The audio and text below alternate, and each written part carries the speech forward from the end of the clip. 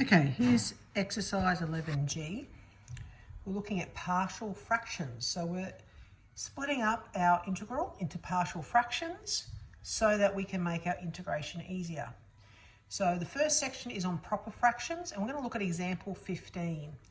Now example 15 is just about how would you split this into partial fractions. So we've got 3x plus 5 over x take 1 times x plus 3.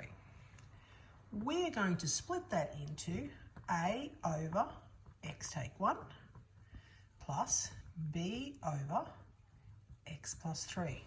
So we're splitting our fraction up. So we're going with this, and we're going to get some equivalence happening so we can work out what is a and what is b. So on this right hand side, I want to make it a common denominator, because I've got 3x plus 5 over x take 1, x plus 3 on this side.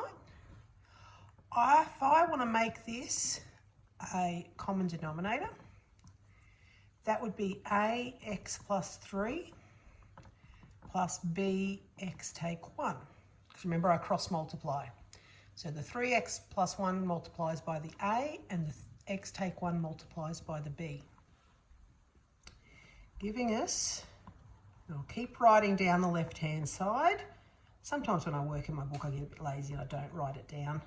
I'm going to keep it going so you can see.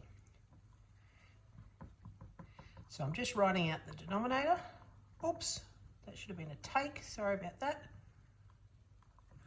Mucked it up there as well. Okay. So then I expand this top line. I've got ax plus 3a plus bx minus b.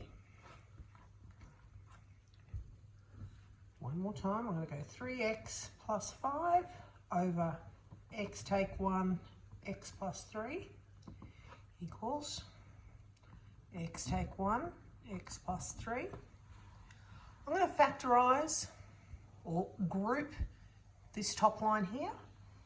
And in terms of x, I've got a plus b, plus I've got 3a minus b. So my x term and my number term. I'm then going to equate. Oops, if I can write properly. Because this is equal to this. Now on my left-hand side, I've got 3x. And on this side, I've got a plus bx. So equating that, 3 equals a plus b. I've also got on this side, I've got a number 5. On this side, I've got 3a minus b. So I get to this point and I have two equations with two unknowns. So how do I solve that? Simultaneous equations. Now you could do it on your graphic calculator. I just haven't got mine here with me at the moment, so I'm just going to say that b equals 3 minus a. So over here I'll have 3a minus 3 minus a. 5 equals, and because that's take negative a, that'll be 4a minus 3. 8 equals 4a. So of course I'm going to have a equals 2. And then when I put that in here, b is going to equal 1.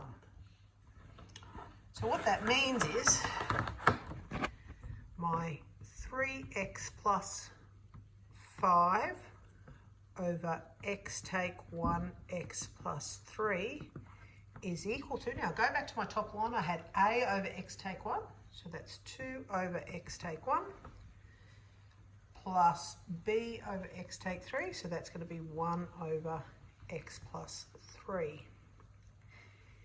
Now this is just the skill of splitting it into what we call a partial fraction.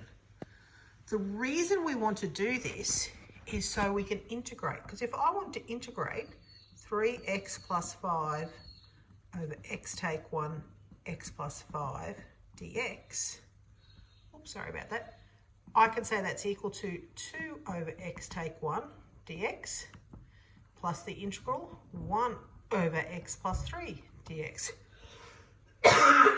Excuse me.